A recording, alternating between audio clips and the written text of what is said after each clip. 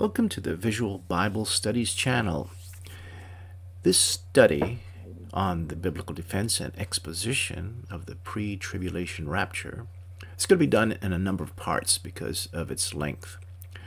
So, this is going to be more of an introduction and looking at some of the issues regarding this particular doctrine.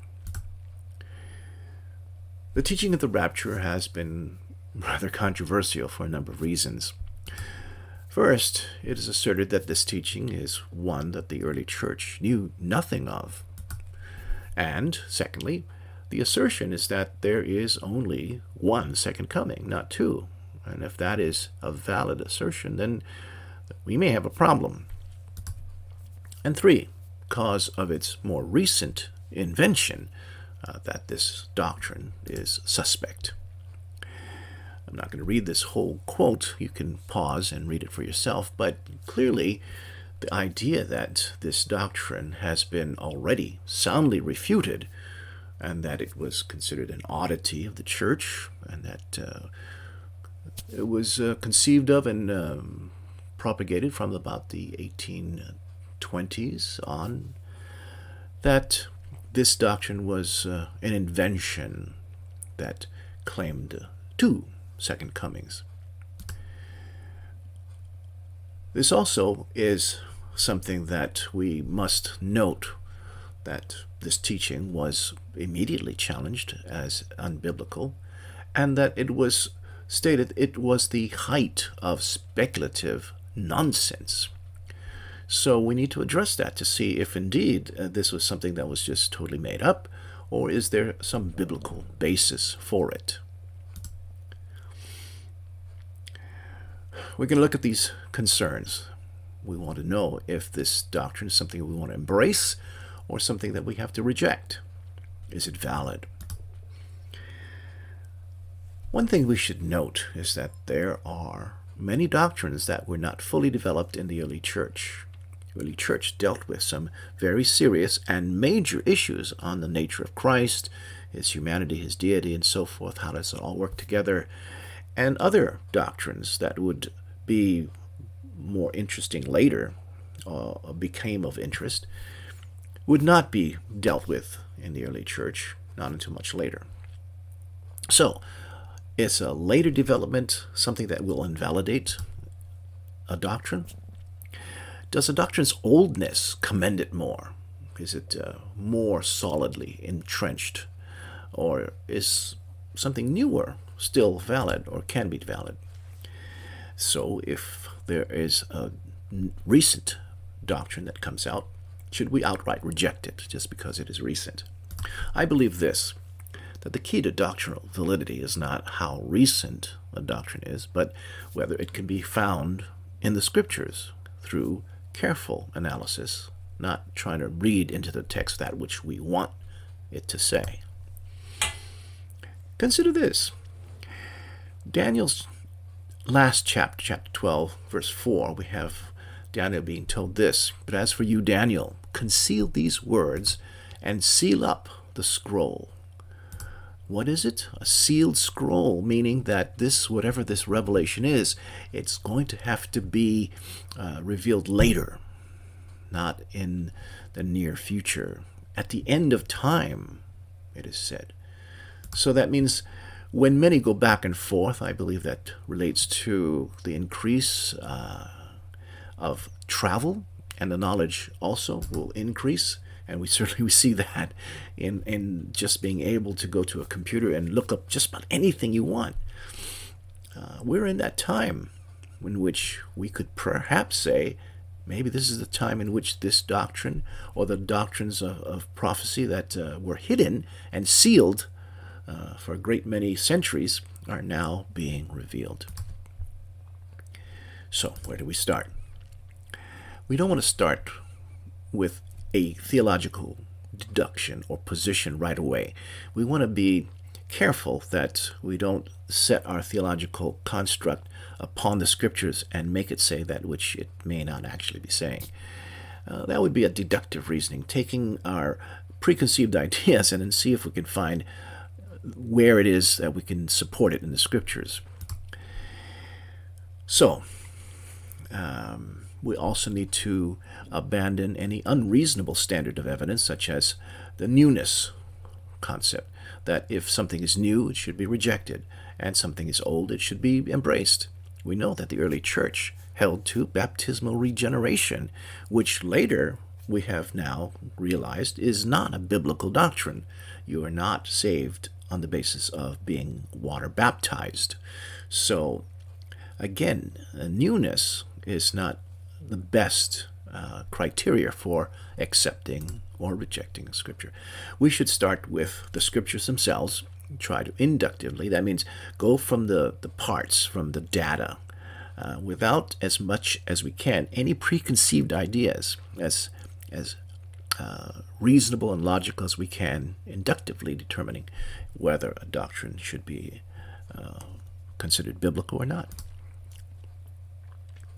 Also, we want to make sure that we start with exegesis. That means we don't go from, an assumed interpretation and then go on to apply it and so forth. But we look at what the text is saying clearly.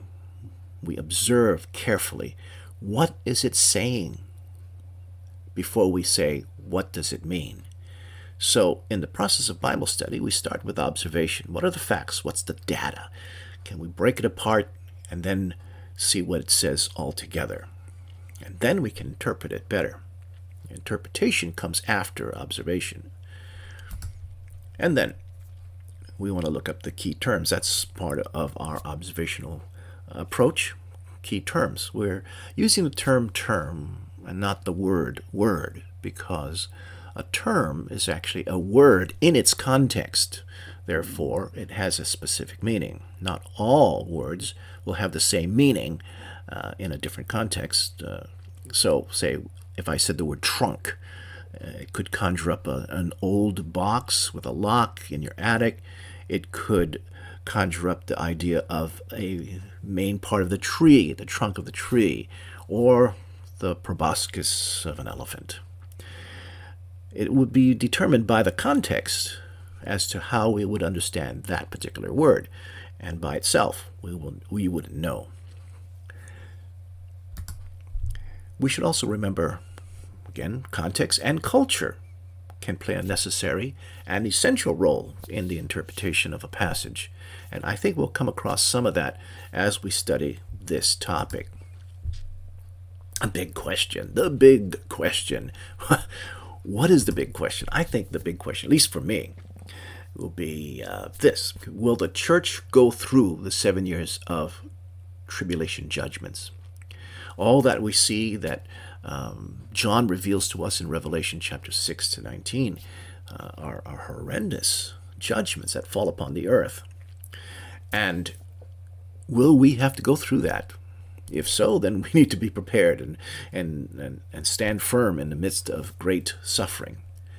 But if we don't, then there's something else that we must do or anticipate. I think there's something that all of us would like to be really sure of.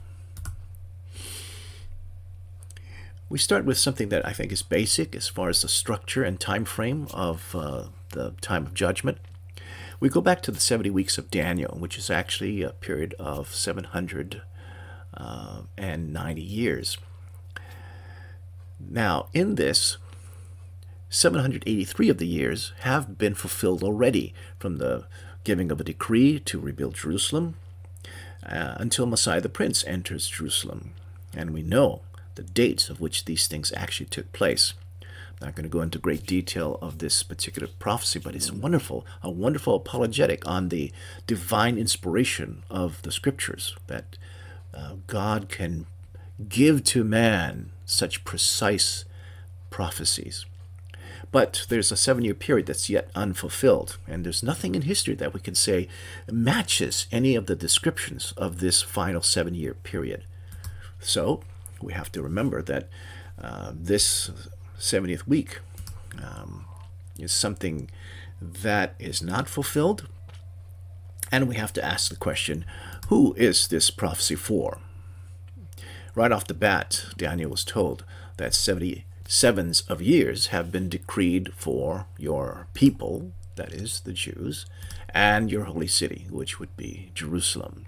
So there's a limitation to the application and understanding that this particular prophecy of the 70 years of Daniel or 70 weeks of Daniel, is something that will be concentrating on the Jews and Jerusalem, and it's not related to the church. The church is a mystery in the Old Testament. The Old Testament prophecies did not reveal the church. The Old Testament prophets did not know anything about this concept of the church, the bride of Christ. And so this particular time, this 7-year period, is meant specifically for Israel and not the church. When we come to the next part of the study, we're going to look at the different theories, such as the mid-trib and post-trib idea of the rapture. To those that do believe in the rapture, there's a debate as to what time, when it's supposed to take place. So, hopefully, we'll get that out to you as soon as possible. Please like, comment, and share if that is your inclination. Thank you for watching.